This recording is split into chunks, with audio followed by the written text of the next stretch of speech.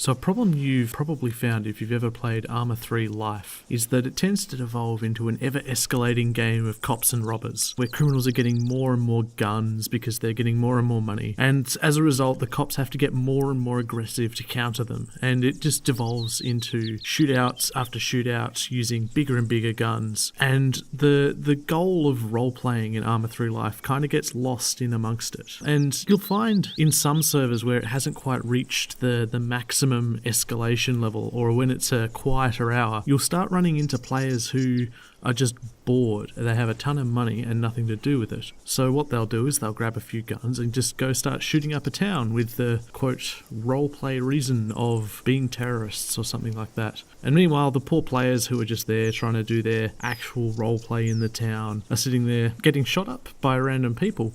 And the chat just gets filled with, hey, don't RDM, which is random deathmatch for people who don't know. And it just starts ruining the game because people start arguing in the chat going, oh, well, it's not random deathmatch because we came up with a reason why, and the cops start coming in, start shooting everyone up, and the same people who said that they weren't RDMing are now complaining that the cops weren't role-playing properly because they got shot, and etc, etc. It just ruins the role-playing scenario for me. And so I was thinking about it, how could you fix this?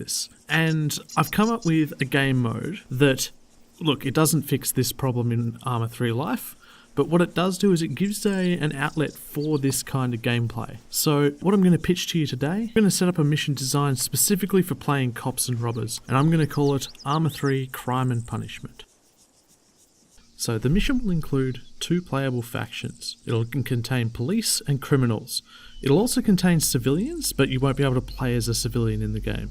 The features for when you're playing as a criminal are basically that you'll be able to go around committing various crimes to gain money and experience. This might start as things like muggings or rolling over a gas station, and move all the way up to robbing a bank or holding the president hostage, who knows. The world's your oyster as long as I'm creative.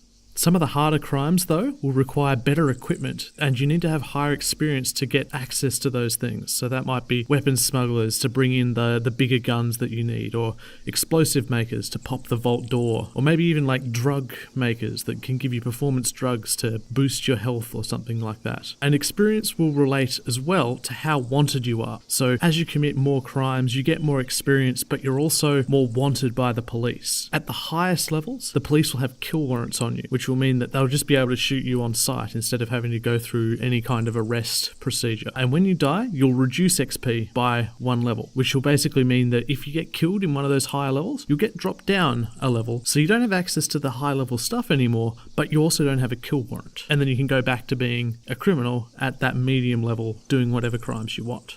The goal there would be to reduce the number of criminals doing the bank robberies and the presidential captures, and keep it more in the vein of mid-level crime so that the game doesn't get too crazy. So for the police, there'll be sort of an Interpol-style system to identify criminals and warrants. So basically, if you're able to look at someone within a certain close range, you'll be able to identify them and work out who they are. And this will also act on civilians, so it'll help players who are playing as criminals, because then they'll be hidden from the police if they play carefully. The police will have non-lethal weapons, such as tasers and tear gas to start with, and these will be used for arresting low-level criminals who don't have a kill warrant yet. The goal of these ones will be to incapacitate and then allow them to arrest. The arrestability will work similarly to in Arma 3 Life. Basically, the players will get arrested and then the police can take them back to the police station to send them to prison. When a player gets sent off to prison, they get to respawn as a new criminal and still lose that 1 level of experience. Gear that the police have available will be linked directly to the combined level of criminal players in proportion to the number of police. If there are 10 police officers on and there are 10 level 1 criminals, police will only have access to non-lethal weapons like tasers.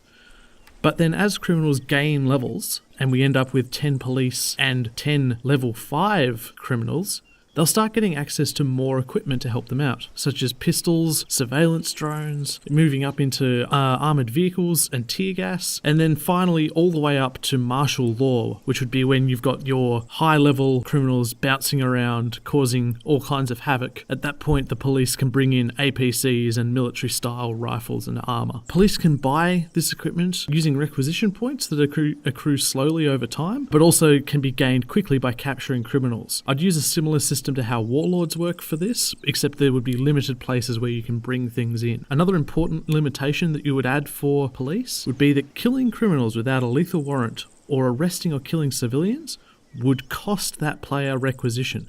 So they need to be careful to make sure that they weren't firing wildly at high-level criminals to avoid civilian casualties. Overall, I think that this game mode will be a good improvement on that cops and robbers gameplay that happens in Arma 3 Life, and hopefully I can turn this into something that a lot of people will like to play over the course of this series. Tune in next week and we'll get started.